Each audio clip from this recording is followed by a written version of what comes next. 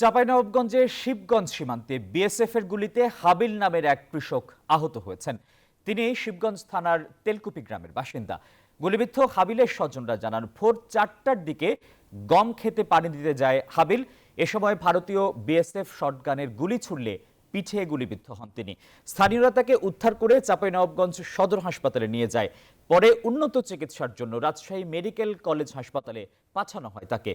তবে এ বিষয়ে বিজিবির পক্ষ থেকে এখনো কিছু জানা যায়নি।